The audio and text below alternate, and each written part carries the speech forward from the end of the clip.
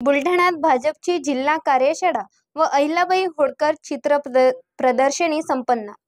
पुण्यश्लोक राजमाता अहिल्यादेवी होळकर यांच्या त्रिशताब्दी जयंती महोत्सवाच्या निमित्ताने त्यांच्या कार्याचा इतिहास विस्तृतपणे जगासमोर यासाठी भाजपच्या वतीने राज्यभरात विविध उपक्रम राबवण्यात येत आहेत। राज्यात नियोजनासाठी आज स्थानिक राजे गार्डन येथे भाजपची जिल्हा कार्यशाळा भाजप नेते दिनेश सूर्यवंशी यांच्या प्रमुख मार्गदर्शनात आमदार श्वेता महल्ले पाटील यांच्या प्रमुख उपस्थितीत व भाजप जिल्हाध्यक्ष विजयराज शिंदे यांच्या अध्यक्षतेखाली संपन्न झाली।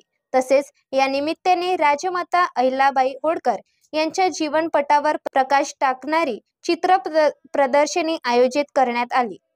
राज्य वाचवणं, राज्य विस्तृत करणं ही आपली जबाबदारी आहे। पण जशा त्यांच्या जीवनामध्ये अहिल्याबाई आल्या, अहिल्याबाईंनी एक स्त्री काय करू शकते?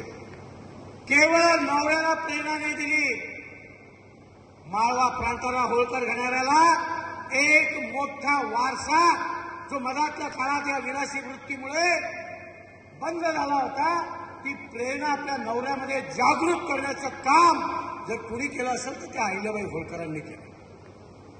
वयाच्या प्रत्येक कार्यकर्त्यांनी जर लक्षात ठेवलं तर मला विश्वास आहे की येणाऱ्या 4-6 महिन्यामध्ये ज्या नगरपालिका, जिल्हा परिषद, पंचायत समित्या निवडणुका त्यावरती भारतीय जनता पक्षाचा झेंडा फडकल्याशिवाय राहणार नाही, हा माझा या ठिकाणी विश्वास आहे।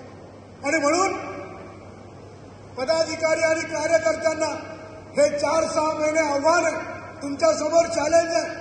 आमदारकीच्या, खासदारकीच्या निवडणुका संपल्यात, आता कार्यकर्त्यांना न्याय देण्याच्या निवडणुका समोर आहेत आणि कार्यकर्त्यांना न्याय देण्याची भूमिकेतून प्रत्येक पदाधिकारी आणि कार्यकर्त्यांनी त्या दृष्टीने कामाला लागणं हे येणाऱ्या काळाचं आपल्यासमोर आव्हान आहे। येणारा काळ पावसाळ्याचा, शेतकऱ्यांचा, पेरणीचा, दुबार पेरणी, तिबार पेरणी होत असते, कुठे अवकाळी काही पाऊस येत असतो, शेतकऱ्यांच्यावरती संकट येत असतात। या सगळ्या गोष्टी डोळ्यापुढे ठेवून शेतकरी, शेतमजुरांच्या शेतीचे बियाणे असतील, खतं असतील, शेतीचं पीक कर्ज असेल, यामध्ये शेतकऱ्यांच्या पाठीशी भारतीय जनता पक्षाच्या कार्यकर्त्यांनी खंबीरपणे उभं राहून त्यांची समस्या, त्यांची अडचण ही भारतीय जनता पक्षाच्या कार्यकर्त्याची अडचण आहे, आपली स्वतःची समस्या आहे, हे गृहीत पकडून आपण प्रत्येकाने त्यांना मदत केली पाहिजे।